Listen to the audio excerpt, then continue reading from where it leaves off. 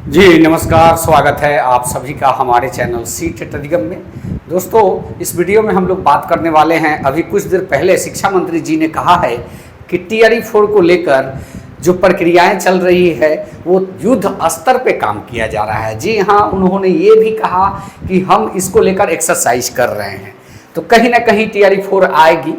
शिक्षा मंत्री जी के अनुसार ये हुआ कि बहुत जल्द आएगी और इस पर काम भी कर रहे हैं। तमाम न्यूज़ चैनलों ने इसको ब्रेकिंग न्यूज़ भी बना डाला। जैसे कि आप देख रहे होंगे कि यहाँ शिक्षक अभ्यर्थियों के लिए बहुत बड़ी खबर। बाप रे, अभ्यर्थियों को निराश नहीं होना है। सरकार गंभीरता से तैयारी कर रही है। टीआरई 4 की भर्ती प्रक्रिया की तैयारी तेज, शिक्षक अभ्यर्थियों को दिया गया आश्वासन। ये किस वक्त आया है, इसके बारे में आज की इस वीडियो में हम लोग बात करने वाले हैं। तो बने रहिएगा, इस वीडियो को पूरा देखिएगा, अंत तक देखिएगा। वीडियो अच्छा लगे चैनल को सब्सक्राइब कीजिएगा।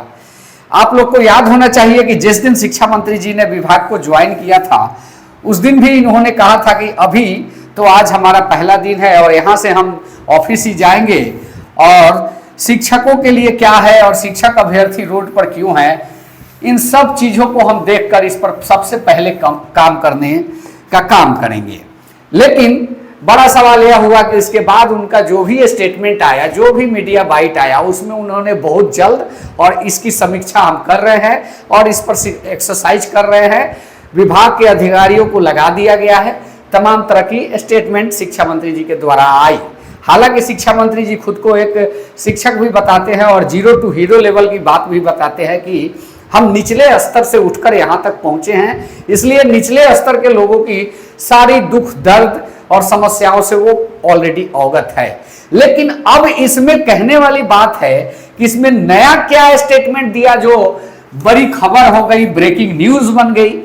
इससे पहले भी जो मंत्री थे, यानी कि विजय कुमार चौधरी हो, सुनील कुमार सिंह हो और वर्तमान के शिक्षा मंत्री, सबका टीआरई 4 जल्द, इस पर समीक्षा चल रही है। इसका काम बढ़ा दिया गया है, आयोग को दे दिया गया है। इतना ही सुनने को मिला है, इससे आगे भी सुनने को आप लोग को मिला है। हम जब से सुनते आ रहे हैं पिछले 1-1.5 साल से इतना ही सुनने को मिल रहा है। हालांकि अभ्यर्थी 1 नहीं, 2 नहीं, 3 नहीं, 4 नहीं, 5 नहीं, 8 आंदोलन किए। फाइनली अगर देना होता तो जो 8वां आंदोलन आप लोग देखे हैं या किए हैं, वो सबसे बड़ा आंदोलन था। उसी दिन ये चीज आ जाना चाहिए था, लेकिन नहीं आया। फाइनली 4-5 स्टूडेंट्स को अरेस्ट भी करके उनको तमाम धाराओं के तहत आज भी वो जेल में हैं। ऐसे में बहाली अभी तक नहीं आई। तो हम ये जानना चाहते हैं कि पिछले जो शिक्षा मंत्री थे और आज जो शिक्षा मंत्री हैं, तो इन्होंने नया क्या कुछ कहा कि ब्रेकिंग न्यूज हो गई और भर्ती की प्रक्रिया तेज हो गई। भर्ती की प्रक्रिया तेज, ये कैसे तेज मान ले इसको?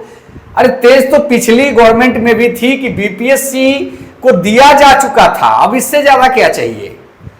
तो अब इस भर्ती प्रक्रिया में शिक्षा विभाग के स्तर का कोई काम आपको दिख रहा है?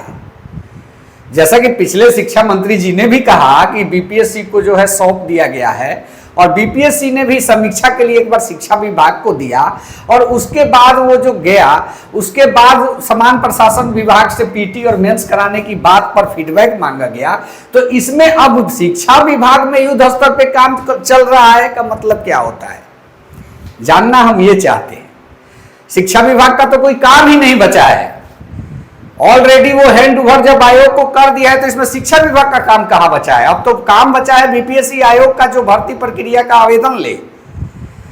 तो कहीं ना कहीं ये जो है क्यों निकल के आया है, इस बारे में हम आपको बता देना चाहते हैं। ये जो स्टेटमेंट बार बार क्यों निकल के आ रहा है, ताकि गवर्नमेंट की बदनामी ना हो, ताकि आने वाले टाइम पे अभ्यर्थी आंदोलन ना करे, ताकि अभ्यर्थी है जो वो सड़कों पे ना उतरे, किसी चीज को अवरुद्ध ना करे, सरकारी संपत्ति का क्षति ना करे।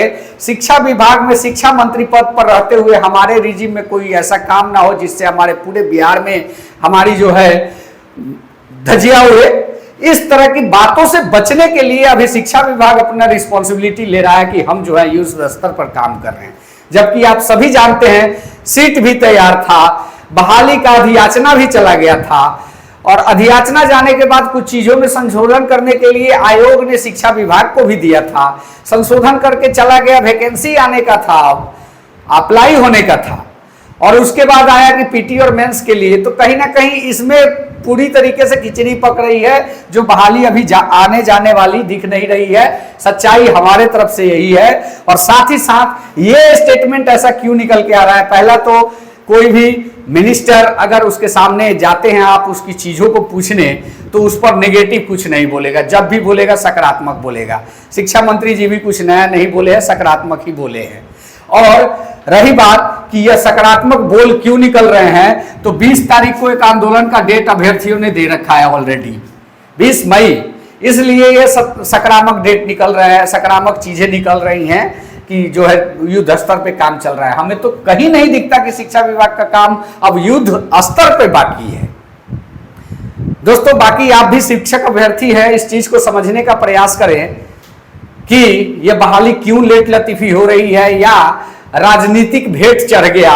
स्पष्ट तौर पे अगर बात सुने तो यही है कि या ये बहाली देने की मंशा 1-1.5 साल नहीं है, या फिर पॉलिटिकल एजेंडा कह ले, जो लास्ट में आपको एक बार फिर चुनाव के टाइम देखने को मिले, ऐसा भी हो सकता है। बाकी तो आप शिक्षक अभ्यर्थी हैं, समझदार हैं, अपने से समझने का प्रयास करें और कमेंट के माध्यम से अवश्य बताएं।